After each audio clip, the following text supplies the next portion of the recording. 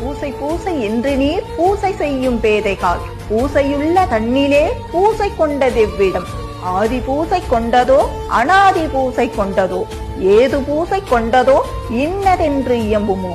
சித்தர்கள் என்றால் சித்தி பெற்றவர்கள், அதாவது தெய்வீக ஆற்றலை பெற்றவர்கள். சித்தர்கள் ஆன்மீகத்திற்கும் மனித குலத்தின் நல்வாழ்வுக்காகவும் தங்களை அர்ப்பணித்தவர்கள். அப்படிப்பட்ட சித்தர்களில் ஒருவர்தான் சிவவாக்கியர். அவர் பாடிய பாடல்தான் இது.